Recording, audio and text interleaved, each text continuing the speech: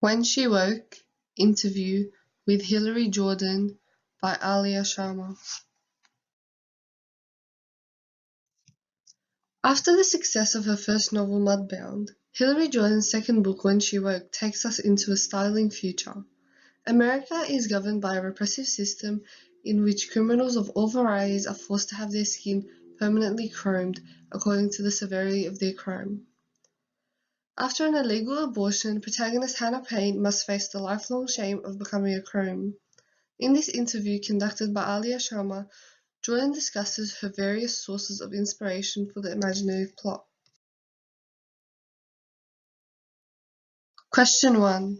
From the central plot and the character names, a connection with Nathaniel Hawthorne's A Scarlet Letter is seen. How has this novel influenced When She Woke?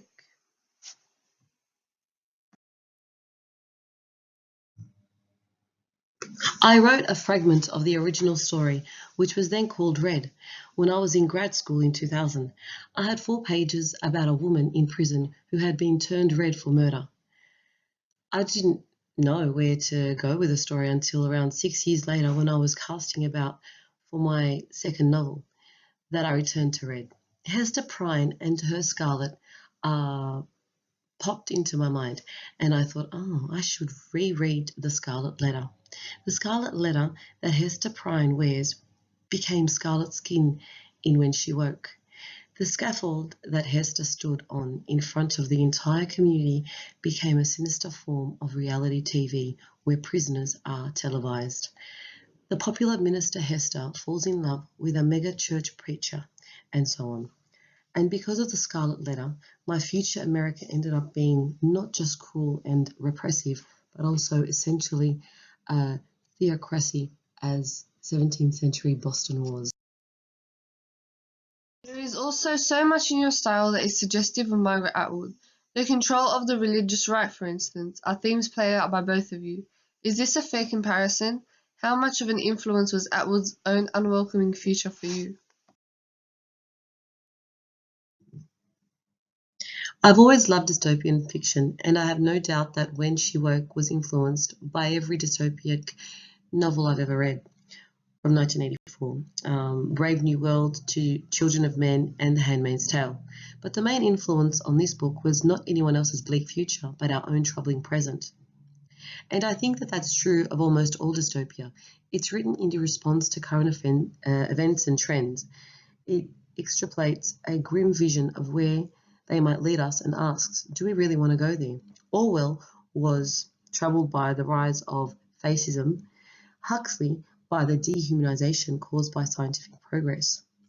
I, like Miss Atwood, am concerned about the extreme agenda of the religious right and the intersection of faith and politics. But When She Woke is also a response to the trend towards punishment and stigmatization in our criminal justice system, government incursions into the privacy of individuals, and in the name of our national security. Also, environmental degradation, just to name a few things.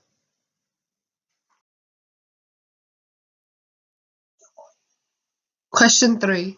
In addition to being a compelling and creative story, When She Woke is thought-provoking and chilling. What message do you hope readers will take away from it?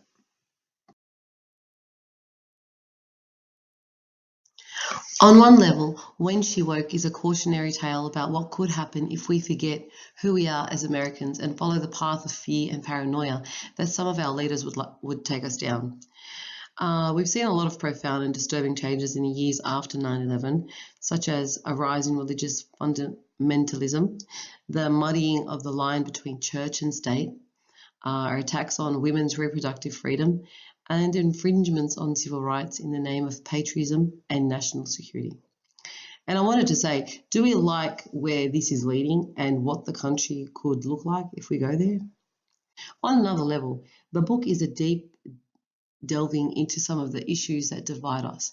I wanted to explore divisive issues like abortion and faith from different sides and portray them with some nuisance, some grey, I find.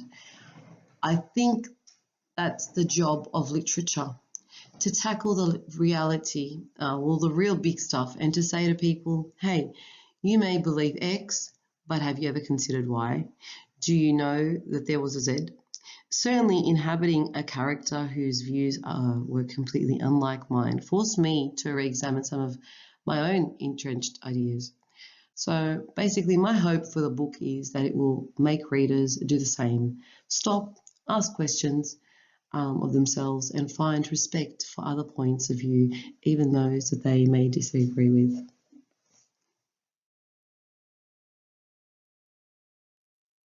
The end. Interview by Alia Sharma.